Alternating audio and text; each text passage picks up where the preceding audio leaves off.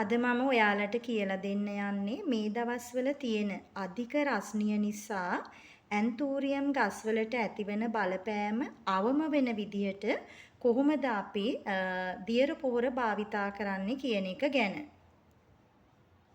ඉතින් මේ දවස්වල තියෙන අධික උෂ්ණත්වය නිසා මේ ඇන්තූරියම් පැලවලට මේ උණුසුම නිසා ඇති වෙනවා ලොකු පීඩනයක්. ඇන්තූරියම් ගස් ලොකු පීඩනයකට ලක් වෙනවා. එතකොට මෙන්න මේ පීඩනයට ලක්වීම නිසා කොළ කහපාට වෙන්න බලනවා. ඒ වගේමයි කොළ කුඩා වීම, ඒ වගේම කොළ වේලිලා යාම, එතකොට මුල් වර්ධනය අඩු වීම, පැල දුර්වල වීම, මල් හට ගැනීම අඩු වීම, ඒ වගේ ගැටලු ඇති වෙනවා. ඒ නිසා අපි කියනවා මේ පැලවල ස්ට්‍රෙස් එක කියන්නේ පීඩනය. එතකොට මේ පැලවල ඔයගොල්ලෝ අහලා ඇති මේ අධික උෂ්ණත්වයේ තියෙනකොට පැල ස්ට්‍රෙස් වෙනවා කියලා. ඒ කියන්නේ අධික පීඩනයකට ලක් වෙනවා. එතකොට මේ ස්ට්‍රෙස් එක අඩු කරලා වර්ධනීය નિયમિત පරිදි පවත්වාගෙන යන්න දියර පොහොර භාවිතා කිරීම හරිම වැදගත්. ඉතින් මේ දියර පොහොර භාවිතා කිරීම ගැන තමයි මම අද ඔයාලට පැහැදිලි කරලා දෙන්නේ. ඉතින් මම සාමාන්‍යයෙන් කරන දේ තමයි මේක. අධික පායන දැන් අපිට නම් නොවැම්බර් මාසයේ අන්තිම ඉඳලම දිගටම අධික උෂ්ණත්වයක් තමයි තියෙන්නේ. දැන් මේ දවස්වල ඒක ගොඩාක්ම වැඩි. ඉතින් මේ පැලවලට ඒක දරා ගන්න අපහසුයි. ඉතින් අපිට පුළුවන් මේ දියර පොහොර පාවිච්චි කරලා මේ පැලවලට සහනයක් ලබා දෙන්න. ඉතින් මම සාමාන්‍යයෙන් කරන්නේ දැන් මම ඕගලන්ට මේ දියර පොහොර මාසෙකට පාවිච්චි කරන විදිය තමයි පැහැදිලි කරලා දෙන්නේ. සාමාන්‍යයෙන් මම කරන්නේ පළවෙනි සතියේ හිතන්නකො පළවෙනි සතියේ මම ඉරිදා පාවිච්චි කරන්න කියලා. ඒතර මම පළවෙනි සතියේ පාවිච්චි කරනවා මේ මැක්සික්‍රෝප් කියන දියර පොහොර. ඉතින් මේ මැක්සික්‍රෝප් කියන දියර පොහොරේට පුළුවන්කම තියෙනවා තද අවුව තියෙන කාලයට ඇතිවෙන මෙන්න මේ පීඩනය නැත්නම් ස්ට්‍රෙස් එක අඩු කරන්න. ඉතින් ඒකින්ද තමයි ප්‍රධාන වශයෙන්ම අපි මේ අධික රස්නේ කාලයට මැක්සික්‍රෝප් යොදන්නේ. ඉතින් අනිත් කාලවලටත් ඔයගොල්ලෝ මගේ වීඩියෝස් බලලා තිනවා නම් ඔයගොල්ලෝ දැකලා ඇති සාමාන්‍යයෙන් මම මාසෙකට සැරයක් කුඩා ඇන්තූරියම් පැලේ ඉඳලා ලොකු ඇන්තූරියම් පැලේ දක්වාම ඒ සියලුම පැලවලට මම මාසෙකට සැරයක් මැක්සික්‍රෝප් යොදනවා. නමුත් මේ වර්ෂාව නැති කාලේ මේ වගේ අධික රස්නේ කාලෙදී මම මාසෙට දෙපාරක් මේ මැක්සික්‍රෝප් එක යොදනවා. ඉතින් මම දල විදියට දැන් පැහැදිලි කරලා දීලා මම මේ ඉස්සරහට මේ වීඩියෝ එකේ අතර මැද්දේදී මම මැක්සික්‍රෝප් වල වැදගත්කම ගොඩක් විස්තර කරලා දෙන්නම්. එතකොට මේකේ අර පායන කාලයට තියෙන ස්ට්‍රෙස් එක නැති වෙලා යනවා වගේම කොළ වර්ධනය උත්තේජනය කරනවා මේ මැක්සික්‍රෝප් කියන මේ පොහොර මගින්.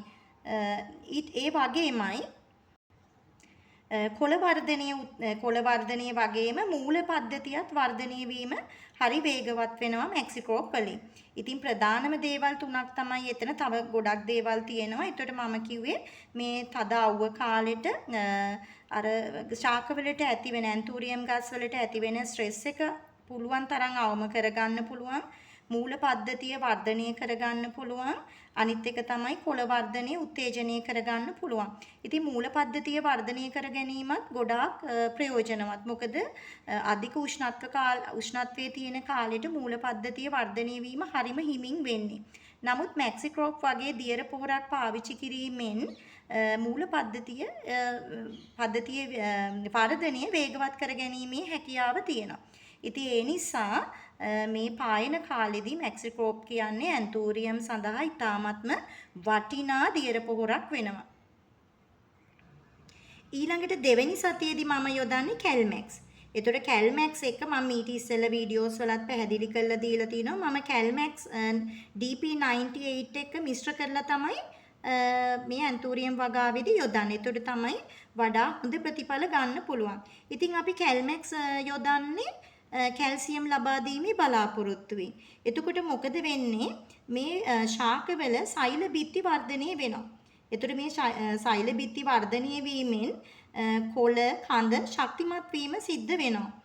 ඒ වගේමයි මුල්වල ශක්තිමත් බවත් වැඩි වෙනවා.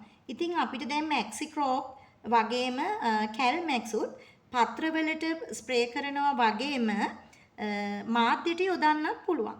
ඒතර මැක්සික්‍රෝප් මාධ්‍යයට යොදනවා. ඒ වගේම අපිට කැල්මැක්ස් උනත් මාධ්‍යයට යොදා ගන්න පුළුවන්.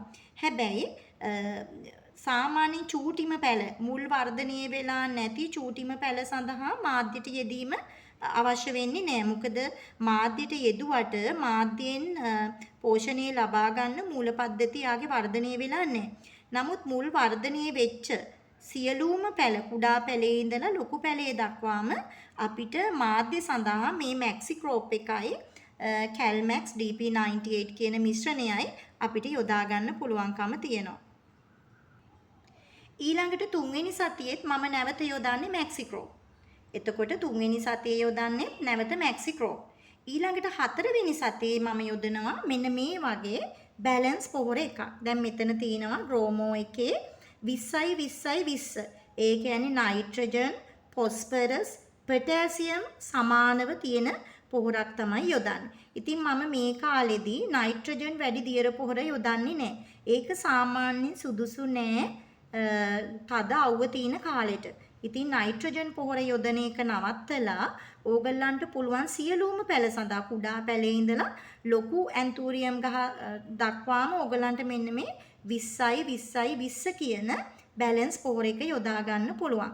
එතකොට වෙන්නේ මෙයාගෙන් සම්පූර්ණ ශාකයම වර්ධනය වීම වෙනවා. ඒතර සම්පූර්ණ ශාකයම කියන්නේ මුල්, කොළ, කඳ, එතකොට මල් ඒ සියල්ලම වර්ධනය වීමක් සිද්ධ වෙනවා.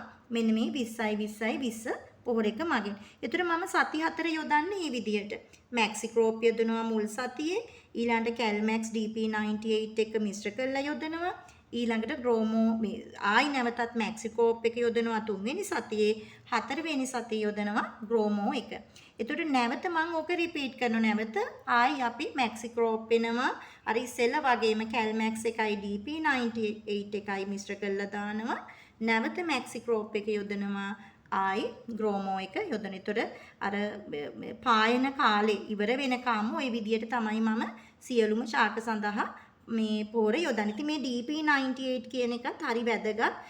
ඒක පායන කාලෙටත් යොදන එක ගොඩක්ම හොඳයි. මම ඒක ගැන වෙනම වීඩියෝ එකක් කරන්නම්.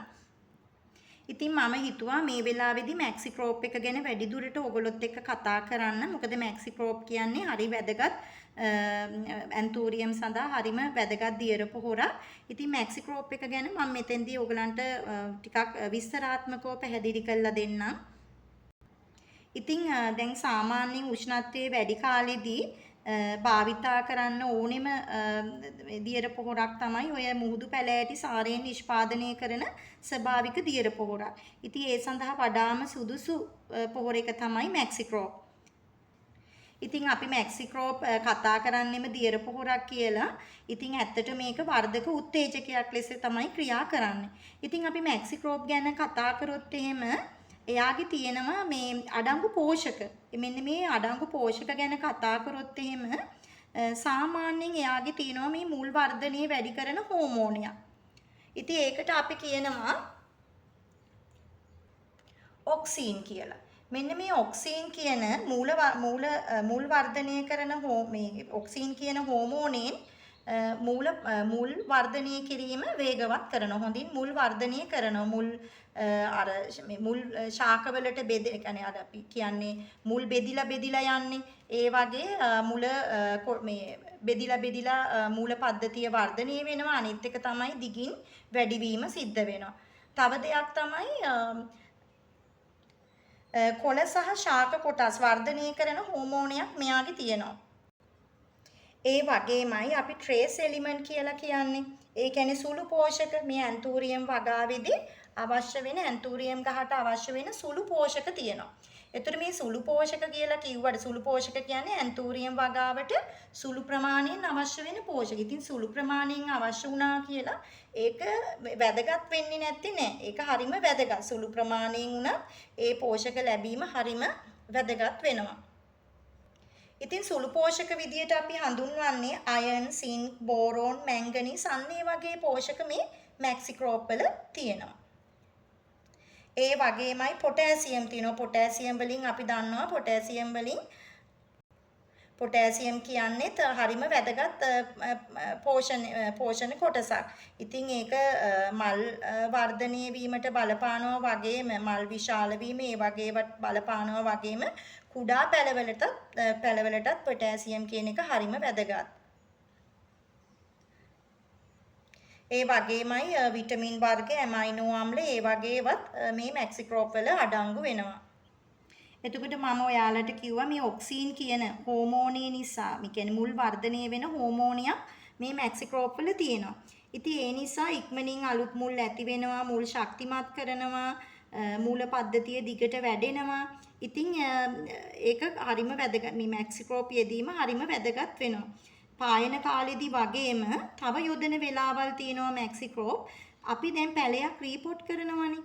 ඒතර රීපෝට් කරන වෙලාවේදී දැන් අපි රීපෝට් කරනවා කියන්නේ මේ පෝච්චියේ ප්‍රමාණය දැන් මේ වගේ අපි ගත්තාම මේ දැන් මේ පෝච්චියේ ප්‍රමාණය මදි නම් මේක ගිහිල්ලා අපි මේකම මෙතනින් ගලවලා වෙනත් ඊට වඩා ලොකු පෝච්චියකට අපි යොදනවා. එතකොට ඒකට අපි කියනවා රීපෝට් කරනවා කියලා. එතකොට මේ රීපෝට් කිරීමේදී සමහර වෙලාවට මුල් කැඩිලා යන්න පුළුවන්. අනිත් එක තමයි මේ විදියට පැල රීපෝට් කරනකොට පැලේට ඇති වෙන පීඩනයක්. එතකොට මෙන්න මේවා වළක්වා ගැනීම සඳහා මැක්සික්‍රෝප් යෙදීම හරිම වැදගත්.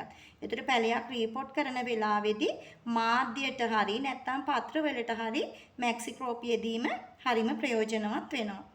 ඒ වගේමයි ගහක් කට් කරාට පස්සේ බොටම් එකට අපි මැක්සික්‍රෝප් යොදනවා නම් බොටම් එකට මැක්සික්‍රෝප් යෙදුවට පස්සේ සිද්ධ වෙන වාසිය තමයි අර පැල මොටේ ගොඩාක් මතුවෙන්න පටන් ගන්නවා. සාමාන්‍යයෙන් අපි නයිට්‍රජන් පොහොර යොදනවා වගේ නෙමෙයි මේ මැක්සික්‍රෝප් කියන දියර පොහොරේ යෙදුවාම පැල මොටේ ලොකු ප්‍රමාණයක්, ඒ කියන්නේ යාගේ තියෙන ප්‍රමාණයම වගේ එළියට එනවා. ඉතින් ඒක හරිම වැදගත්. ඒ වගේමයි টොප් කට් එක ඉඳුවට පස්සේ අර මූල පද්ධතිය වර්ධනය කර ගැනීමටත් අපිට මැක්සික්‍රෝප් යොදා ගන්න පුළුවන්කම තියෙනවා. ඉතින් මම ඉස්සෙල්ලා කිව්වා වගේම අර තව ලොකුම වැදගත්කම තමයි හීට් ස්ට්‍රෙස් එක නැති කරන එක. ඒ කියන්නේ උෂ්ණත්වයේ වැඩිවීම හින්දා ඇතිවන පීඩනය අඩු කරගන්න පුළුවන්කම තියෙනවා මේ මැක්සික්‍රෝප් යෙදීමෙන්. ඒක මම මුලදීත් කතා කරා. අනිත් දේ තමයි මැක්සික්‍රෝප් යෙදුවාම මේ පත්‍ර ඇන්තූරියම් ශාකයේ පත්‍ර හොඳ තද කොළ පැහැයකට හැරෙනවා. ඉතින් සමහර වෙලාවට ඔයගොල්ලෝ දැකලා ඇති සමහර අයගේ ඇන්තූරියම් පැලවල පත්‍ර හොඳ තද කොළ පාටකට යුක්ත වෙනවා. ඉතින් ඒකට ගොඩාක්ම හේතුව තමයි ඒගොල්ලෝ මේ කියන අපි මැක්සික්‍රෝප් කියන දියර පොහොරේ යොදනවා. ඉතින් මේ මැක්සික්‍රෝප් කියන දියර පොහොරේ යෙදුවාම පත්‍ර හොඳ තද කොළ පැහැයකින් යුක්ත වෙනවා. ඉතින් ඒකෙන් වාසියක් තියෙනවා අපිට. ඉතින් මම ඊට ඉස්සෙල්ලා වීඩියෝස් වලත් ඔයගලන්ට පැහැදිලි කරලා දීලා තිනවා. දැන් මේ පත්‍ර වල තියෙනවා ක්ලෝරොෆිල්. එතකොට මේ පත්‍ර වලට කොළ පාට ලැබෙන්නේ මේ ක්ලෝරොෆිල් නිෂ්පාදනය වීම නිසා. එතකොට මේ මැක්සික්‍රෝප් වලට පුළුවන්කම තියෙනවා ක්ලෝරොෆිල් පත්‍ර වල වැඩි කරන්න. එතකොට තමයි මේ පත්‍ර හොඳ කොළ පැහැයකට හැරෙන්නේ. එතකොට මේ ක්ලෝරොෆිල් තමයි ඔයාලට මම කියලා දීලා ඇති ආහාර නිෂ්පාදනය කරන්න උදව් වෙන්නේ. එතකොට මේ ක්ලෝරොෆිල් ආලෝකයයි අර පසේ මුල් මගින් ලබා ගන්නා ජලයයි ඒ වගේම වාතයෙන් ලබා ගන්නා කාබන් ඩයොක්සයිඩුයි උදව් කරගෙන ශාක නිපදව ගන්නවා ආහාර. මොකද අපි නම් පිටින් ආහාර අරගන්නවා. නමුත් ශාක වලට පිටින් ආහාර ගන්න බෑ. එයාගෙම පත්‍ර වලින් ආහාර නිෂ්පාදනය කර ගන්නවා. ඉතින් මේ පත්‍ර කොළ හොඳ තද කොළ පැහැයට තිබීමේ වැදගත්කම තමයි හොඳින් ආහාර නිෂ්පාදනය කර ගැනීමේ හැකියාව තියෙනවා. ඉතින් ආහාර නිෂ්පාදනය කරගන්න ඕන ගහේ පැවැත්මට. දැන් අපි ආහාර නොගත්තොත් අපිට ආහාර අඩුවෙන් තිබුණොත් මොකද වෙන්නේ? අපි දුර්වල වෙනවා. හරි ඉක්මනට ලෙඩ රෝග වලට ලක් වෙනවා. ඉතින් ඒ වගේම තමයි ශාකත්. ශාක වලටත් සිද්ධ වෙන්නේ ආහාර හිග වුණොත් මේ ගහ දුර්වල වෙනවා. ඒක නිසා පත්‍ර තද කොළ පැහැයෙන් තිබීම හරිම වැදගත්. ඉතින් ඒකට ගොඩාක් උදව් කරනවා මෙන්න මේ කියන මැක්සික්‍රෝප් කියන දියර පොහොර. ඒ වගේමයි මල් හට ගැනීමත් වැඩි කරනවා. ඒතර පැලවල ශක්තිය වැඩි කරනවා. තව දෙයක් තමයි මැක්සික්‍රෝප් ස්ප්‍රේ කරාම අර පෝෂක උරා ගැනීමේ හැකියාව වැඩි වෙනවා. ඒ කියන්නේ පෝෂක කියලා කියන්නේ අපි මාධ්‍යයට දාලා තියෙනවනේ NPK පොහොර, ඔස්මෝකෝට් පොහොර. අන්නේ ඔස්මෝකෝට් පොහොර වලින් ලැබෙන පෝෂණය මුල් වලින් හොඳින් ශාකයට උරා ගැනීමේ හැකියාව තියෙනවා. මේ මැක්සිකෝප් කියන දියර පොහොර පත්‍රවලට හෝ මාධ්‍යයට යෙදීම මගින්. ඒ වගේමයි කොළවල පැහැය පත්‍රවල පැහැය තද කොළ පැහැයකට ගන්නවා වගේම පත්‍ර විශාල වීම සිද්ධ වෙනවා. ඉතින් පත්‍ර විශාලව ලස්සනට වර්ධනය වීමත් මේ මැක්සිකෝප් වලින් ලොකු උදව්වක් තියෙන්නේ. ඉතින් මේ මැක්සික්‍රෝප් යෙදීමෙන් හොඳ ප්‍රතිඵල ලබා ගන්න නම් අපි හරි විදියට මැක්සික්‍රෝප් යොදන්න ඕනේ. දැන් අපි දන්නවා මේ දවස්වල අධික උෂ්ණත්වයක් තිබීම නිසා ගොඩක් දවල් වෙනකන් ඉඳලා මැක්සික්‍රෝප් වගේ කිසිම දියර පොහොරක් යොදන්න හොඳ නැහැ. උදේ 7 8 අතර වගේ යොදනවා නම් වඩා හොඳයි. ඒතර උදේ 7 8:00 නැත්නම් උදේ 7 8 ටිකක් අවුව වැටෙනවත් එක්කම වගේ මේ මැක්සික්‍රෝප් එක යොදනවා නම් ගොඩාක්ම හොඳයි. එයාකින් වැඩි ප්‍රතිඵල ලබා ගන්න නම් අර 180 සෙවන දැල් ගෘහයක තියෙනවා නම් වඩාත්ම හොඳයි. එතකොට මොකද අපි කියනවා ඇන්තූරියම් වගාව සඳහා 180ක සෙවනක් ලබා දෙන්න ඕනේ කියලා. ඒ මොන හරි ක්‍රමයකින් ඕගොල්ලෝ හරි විදියට සෙවන ලබා දෙනවා නම් මේ මැක්සික්‍රෝප් කියන පොහොර මගින් ලැබෙන ශාකයට ලැබෙන ප්‍රයෝජනය වැඩි වෙනවා. අනිත් එක තමයි මාධ්‍ය ගත්තාම හොඳින් වතුර බහැලා යන විදිය මාධ්‍යයක් තියෙන්න ඕනේ. දැන් ඕගලන්ට පේනවා මේ වගේ ඒවා ගත්තාම මේ බලන්නකො. මාධ්‍ය තෙත ගතියක් නැහැ. දැන් සමහරු හදන මාධ්‍යයන් තියෙනවා දැක්කහම මේ වතුර පිරීලා වගේ තියෙනවා. මේව හැමතිස්සෙම තෙත ගතියෙන් තියෙන්නේ. එතකොට හරියට වතුර බහැලා යන්නෙත් නැහැ. කියන්නේ හරි මාධ්‍ය පාවිච්චි කරලා නැහැ. දැන් මේ හැම එකම එහෙමයි. මේකෙත් බලන්නකො මේ පොඩි පෝච්චියේ ඉඳලා තිබුණත් මේ බලන්නකො මේ මාධ්‍ය වියලි ගතියක් තමයි තියෙන්නේ. ඉතින් ඒ වගේමයි මේකත්. ඉතින් අර හොඳ තෙත ගතියක් නෑ. ඉතින් අනිවාර්යෙන් මේ හොඳ පෝෂණයක් උරා ගැනීමට නම් මාධ්‍ය සාමාන්‍යයෙන් ලොකු තෙත ගතියක් තිබුණොත් මාධ්‍යයේ තියෙන පෝෂණය උරා ගැනීම සිද්ධ වෙන්නේ නෑ. මොකද මම මේක මිට ඉස්සෙල්ලා වීඩියෝ එකකත් පැහැදිලි කරලා දීලා ඇති මේ මාධ්‍යයේ වතුර ප්‍රමාණය ගොඩාක් වැඩි වුණොත් සිද්ධ වෙන්නේ දැන් අපි දැන් ගන්න ආහාර තියෙනවනේ දැන් මේ ශාක වලින් මං කිව්වා ශාක පත්‍ර ආහාර නිපදවනවා. ඉතින් අපි ආහාර ගත්ත පමණින් මුකුත් වෙන්නේ අපි ආහාර ශක්තිය බවට පරිවර්තනය වෙන්න ඕනේ. ඒතර ශක්තිය බවට පරිවර්තනය වෙන්න නම් අපි දැන් මිනිස්සු වගේම ශාකත් හුස්ම ගන්නවා. දැන් අපි කරන්නේත් අපි ගන්න ආහාර ශක්තිය බවට පරිවර්තනය වෙන්නේ හුස්ම ගැනීමත් සමග. එතකොට මේ ආශ්වාස ප්‍රාශ්වාස කිරීම මගින් ඉතින් ශාකත් ඒ වගේ ශාකත් හුස්ම ගන්න. ඒගොල්ලොත් ආශ්වාස ප්‍රාශ්වාස කරනවා. එතකොට මේ හුස්ම ගැනීමෙන් තමයි ඒගොල්ලෝ මේ ආහාර ශක්තිය බවට පරිවර්තනය කරන්නේ. එතකොට ඒගොල්ලන්ට හුස්ම ගන්නවා ශාකයේ සෑම කොටසක් පාත්‍ර මුල් කඳ මේ සියලුම කොටස් හුස්ම ගන්නවා. එතකොට දැන් මුල් මගිනුත් හුස්ම ගැනීම සිද්ධ වෙනවා. එතකොට මාධ්‍යයේ වතුර වැඩිපුර තිබුණොත් අර හුස්ම ගන්න අවශ්‍ය ඔක්සිජන් මාධ්‍යයේ නැති වෙලා යනවා. දැන් මේ වගේ ටිකක් සාමාන්‍ය වියලි මාධ්‍යයක් තිබුණොත් තෙත ගතියක් තියෙනවා. එතකොට මේ මාධ්‍ය කොටස් අතර වාතයක් තියෙනවා. එතකොට මේ වාතයෙන් ඔක්සිජන් උරා ගැනීමේ හැකියාව මුල් වලට තියෙනවා. එතකොට සම්පූර්ණයෙන්ම මේ මාධ්‍ය ජලයෙන් පිරුණොත් මොකද වෙන්නේ? අර උරා ගන්න වාතය කියන්නේ ඔක්සිජන් නැති වෙලා යනවා. එතකොට මොකද වෙන්නේ? මුල් වලට ශක්තිය නිපදවා ගන්න බැරි වෙනවා. ඒ කියන්නේ ආහාර තිබුණට ශක්තිය නිපදවා ගැනීමේ හැකියාව නැහැ. මොකද ඒගොල්ලන්ට හුස්ම ගන්න බැරි නිසා. ඉතින් මොකද වෙන්නේ? මුල් කුණු වෙන්න බලනවා ගහ සම්පූර්ණයෙන්ම දුර්වල වෙලා යනවා. ඉතින් මම මෙතෙන්දි මේකත් කතා කරේ එකයි මේ මාධ්‍ය ගත්තාම මාධ්‍ය සුළු තෙත ගතියකින් තමයි තියෙන්න ඕනේ. දැන් මේක ගත්තාම ඔයාලට පේනවා මේකේ ලොකු තෙත ගතියක් මේකේ නෑ කියලා. ඉතින් ඒකත් හරිම වැදගත් වෙනවා. අපි දාන පොහොර වර්ගයක් උනත් උරා ගැනීමේ හැකියාව තියෙන්න නම් මේ දේවලු සම්පූර්ණ වෙන්න ඕනේ. අනිත් එක තමයි සමහරු හවස ස්ප්‍රේ කරනවා පොහොර මමත් සාමාන්‍යයෙන් හවස ස්ප්‍රේ කරන වෙලාවල් තියෙනවා. ඉතින් සාමාන්‍යයෙන් හවස 4 වගේ වෙනකොට ඒ කියන්නේ අර තද අවුව නැතුව මේ ටිකක් ලා අවුවක් වගේ තියෙන වෙලාවක තමයි අපි ස්ප්‍රේ කරන්න ඕනේ. මොකද එහෙම උනේ නැති වුණොත් එහෙම අපි ශාක පත්‍ර දැන් තද අවුව තියෙන වෙලාව ශාක පත්‍ර වලට අපි පොහොර ස්ප්‍රේ කරන්නේ කොයිම එකක්වත් තද අවුව තියෙන වෙලාවට. ඉතින් අවුව බැහැලා යන වෙලාවටනේ අපි ස්ප්‍රේ කරන්නේ. නමුත් හවසට ස්ප්‍රේ කරනකොට පොඩ්ඩක් සැලකිලිමත් වෙන්න ඕනේ. මොකද හවසට ස්ප්‍රේ කරද්දී මුළු රෑ එළි වෙනකන් ශාක පත්‍ර තෙත ගතියෙන් තිබුණොත් එහෙම මොකද මේ දවස්වල උෂ්ණත්වයක් වැඩිනේ. එතකොට ශාක පත්‍ර පැය 6ක් 8ක් අතර තෙත ගතියෙන් තිබුණොත් ඒ කියන්නේ උෂ්ණත්වයේ සෙල්සියස් අංශක 25 34 වගේ තියෙනකොට දිලීර රෝග පැතිරෙන්න බලනවා. මොකද මම මීට ඉස්සෙල්ලා වීඩියෝ එකේදී පැහැදිලි කරා දිලීර බීජාණු ගත්තාම එයා ක්‍රියාත්මක වෙන්නේ පත්‍ර පැය 7ක් 8ක් තෙත ගතියෙන් යුක්ත වුණාම සහ සෙල්සියස් අංශක 25 30 වගේ උෂ්ණත්වයේ තියෙනකොට. ඒතර මේ දවස්වල රාත්‍රියටත් උෂ්ණත්වය වැඩිනේ. ඒතකොට ඒ වෙලාවට පත්‍ර මුළු රෑ පුරාම තෙත ගතියෙන් යුක්ත වුණොත් එහෙම දිලීර රෝග ඇති වෙන්න පුළුවන්. ඒක නිසා හවසට ස්ප්‍රේ කරනකොට පොහොර වර්ග පොඩ්ඩක් සැලකිලිමත් වෙන්න. අනිත් එක තමයි අපි දියර පොහොර මාධ්‍යයට පාවිච්චි කරද්දී අපි සැලකිලිමත් වෙන්න ඕනේ. දැන් අද අපි පාවිච්චි කරනවා නම් දියර පොහොර මාධ්‍යයට ඊයේවත් අපි මාධ්‍යයට හොඳට වතුර දාලා තියෙන්න ඕනේ. එතකොට මාධ්‍යයට දවසකට කලින් නැත්නම් පැය 8කට වගේ කලින්වත් වතුර දාලා තියෙනවා. දැන් අද මම හවස ස්ප්‍රේ කරනවා නම් උදේට වතුර දාලා තියෙන්න පුළුවන්. මේ දැන් මම අද දැන් මේ හවස තමයි මේ වීඩියෝ එක කරන්නේ.